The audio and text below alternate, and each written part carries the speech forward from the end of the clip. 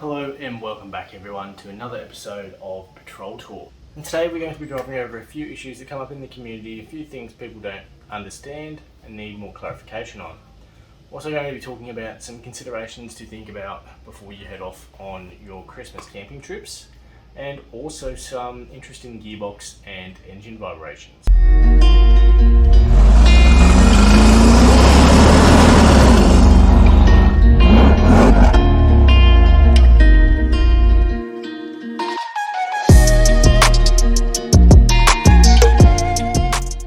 So let's talk about manual mode. So a lot of four-wheel drives have always predominantly been a manual vehicle. Now manuals are great because you have complete control over the car and you can put it in whatever gear you need to be in for the situation that you're in. As times have gone on, we've moved into automatic transmissions.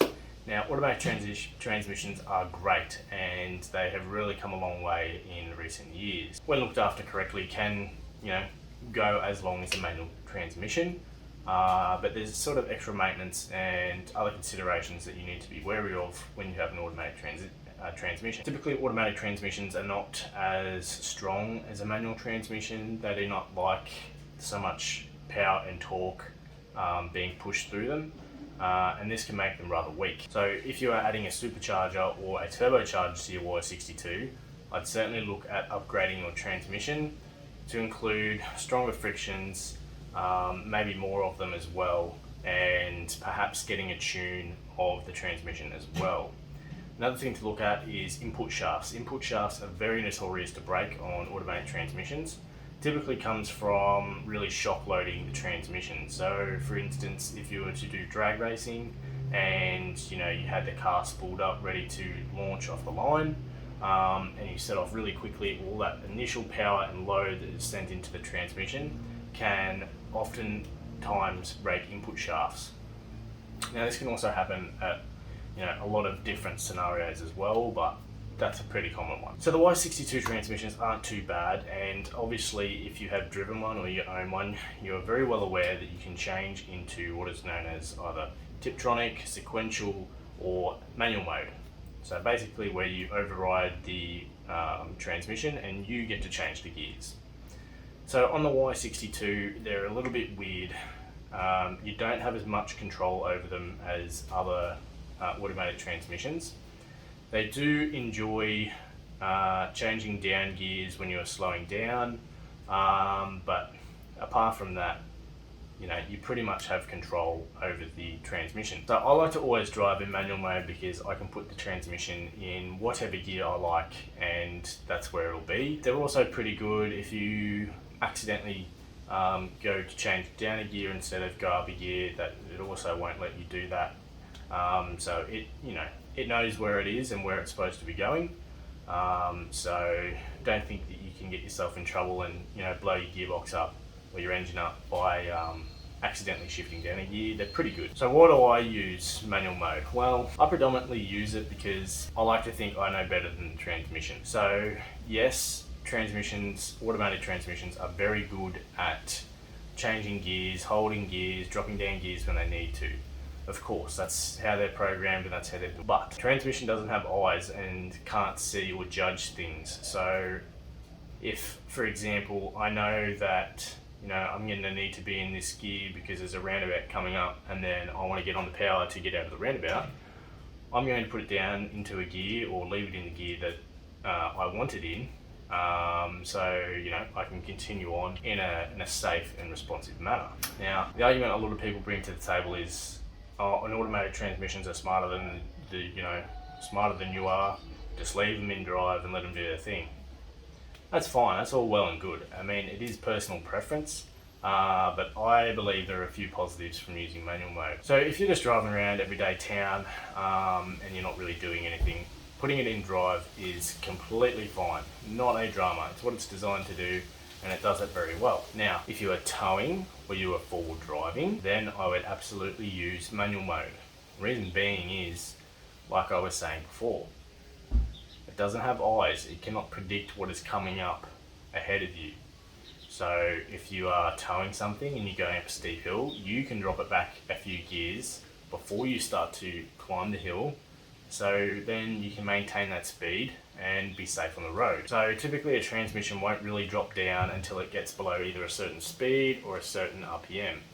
Then it will drop down gears and, pick a gear that is suitable for what it's doing. They are actually very clever and they do a very good job, although they're just not as snappy as what you can be, because like I said, they don't have eyes and they cannot predict what is ahead. Furthermore, if you're full driving or doing off-road activities, manual mode is perfect.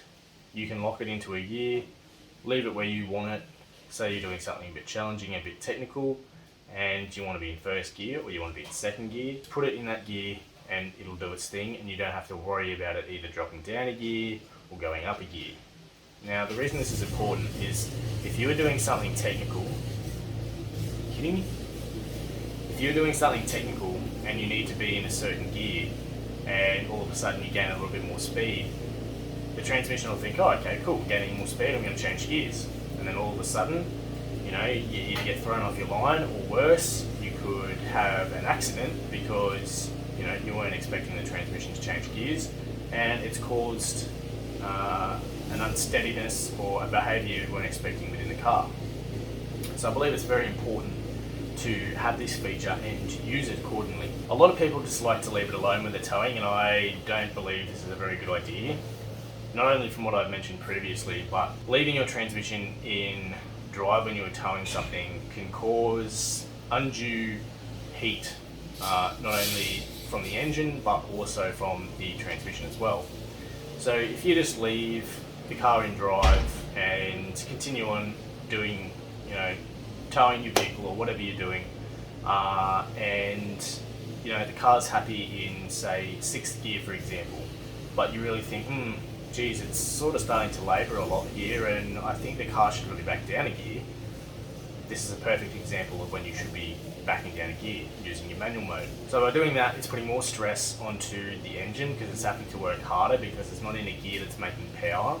So you're going to use more fuel and it's also going to create more heat.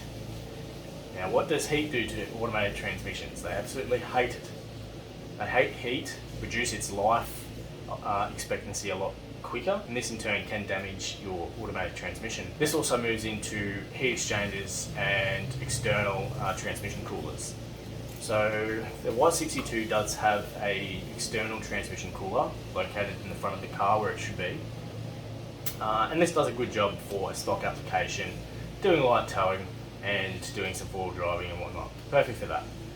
But if you were going to do continuous towing, hot conditions, really dusty conditions, stuff like that, I'd definitely be looking at getting a transmission cooler, a bigger one, and probably a thicker one put in, just to help increase the life of your gearbox oil and also the life of the transmission itself. So very important. Moving on from that, there's also your four drive modes. So obviously we've got rock, sand, snow and on-road. We also have a transfer case giving us four drive for high and for low. Of course, auto. So when should you be using these different modes in your patrol? Well, it really comes down to what terrain you're driving on. If you're just on-road, you can obviously just leave it in auto and leave it in the on-road mode. Perfect for on-road, it gives great throttle response, and the transmission shifts nicely. Very compliant for on-road driving. Now if you are driving on a greasy road, perhaps you're through a bit of winding country that has a lot of top cover, a lot of tree foliage, and it's a bit slippery, a bit wet, it's been raining, I would definitely look at putting it into four-wheel drive.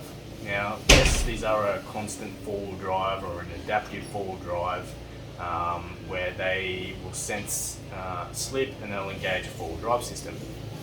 This is really good, great feature to have, but for peace of mind, just lock it into four-wheel drive and you'll know that you'll have that four-wheel drive traction in case you do need it.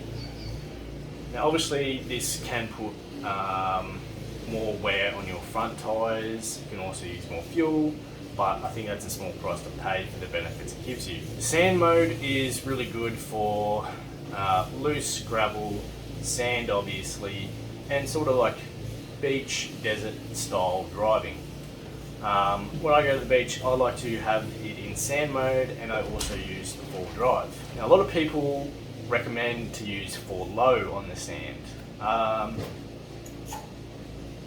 Bit of a personal preference there, not really for me. I think with correct tyre pressures, 4 high is perfectly fine for beach driving. The sand mode gives you a bit more throttle response and changes how the transmission shifts. I haven't tested it in drive, so I can't actually talk about what it does to the transmission, because like I said, I always use manual mode so I can be in the gear that I need to be in. So then we move into rock. Rock mode sort of dampens your throttle response and allows you to be a lot more precise in the way that you accelerate. Really great for technical stuff, and allows you to really pick your lines, and if you're in a bumpy situation as well, instead of bouncing up and down on the accelerator, it dampens that out a bit so it's not so jolty and aggressive, and as I mentioned, allows you to be more aggressive in the case of needing to do some precise track work. So that one's pretty handy to have. It's almost like having a throttle controller, except without being able to, have a bit more control over what it actually does. And finally, there is snow mode. I have not used snow mode yet, so I've got no idea what it does. I'm assuming it's probably going to be similar.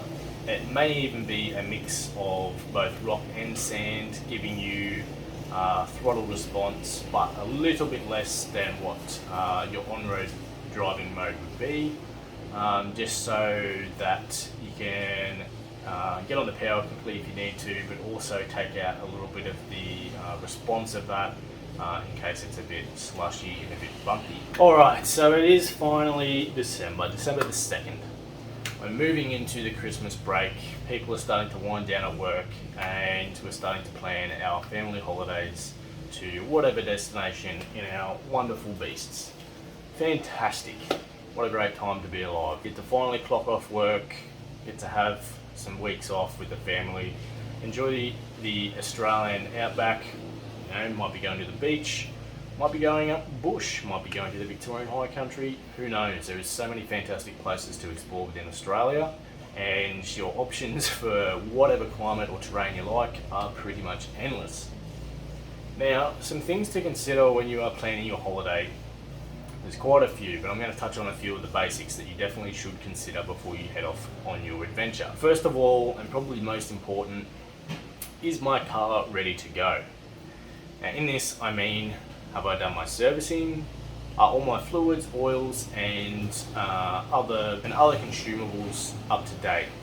So have I had my engine oil and filter changed recently? Am I going to be due for a service if I go away? What's my gearbox doing? What's my diff doing? What's the transfer case up to? Is my coolant and brake fluid looking good? These are the things that you need to be making sure that you're 100% on before you leave. There's nothing worse than getting halfway through your trip and getting the service reminder come up and thinking, oh shit, I need to find a Nissan dealer. Which, let me tell you, if you want to get your patrol booked in for Christmas holidays, I'd look at doing it now, because just like everywhere else, things are getting busy because everyone has the same idea. So don't leave it too late. Now, if you do this yourself and perhaps you change the oil every 5,000 kilometers and then the next 5,000 gets done at the dealer, well, make sure that you've got it up to date and you've done it recently. Next is your tyres and brakes. If you're towing, as we talked about in our previous episode, you need to make sure that our brakes are good to go. Not only are you stopping your vehicle, you're also stopping a 2 or more ton caravan or trailer. So it's important to make sure that your brakes are good, and also check your brake fluid. That's a big one. Brake fluid can get moisture in it at times. Perhaps you didn't do the cap up properly. Perhaps Nissan didn't do the cap up properly. Moisture's got in there and it's ruined your brake fluid. It can also get burnt over time from excessive stopping, heavy stopping, or just getting really hot. So that's something to definitely check on as well. Tyres, make sure you double check your tyres. Make sure you've got good tread, air pressures are correct, and they're not out of date. So as it obviously comes into Christmas, a lot of businesses' trading hours will not be the same as what they typically are, and also they may bump their prices up because they know everyone will be out travelling and they'll only just think about their tyres. So they may bump the prices up and you might have to pay a bit more than what you used to, so get onto your tyres quickly if you do need to replace them. Also, plan where you are going. So if you're going to Fraser Island, maybe Tasmania, something like that, make sure you've got your ferry tickets or your boat tickets booked well in advance before you set off to leave. You know, that stuff books out very quickly, and if you weren't prepared in advance, perhaps find an alternate idea for a holiday, because it may not happen. Also, make sure they're running, make sure they're actually going to be operating when you want to leave, so you don't get there and nothing is actually happening. This goes for your attractions and extracurricular activities that you may wish to do. Make sure that these things are actually going to be running when you are going to be in location. Otherwise you might find yourself getting there and having nothing to do because everything is closed. Definitely pick what part of the Christmas break you leave. Are you going to leave early in December before everyone gets a chance to actually get on the holidays and go somewhere? Or are you going to leave at the back end when everyone else is preparing to go back to work?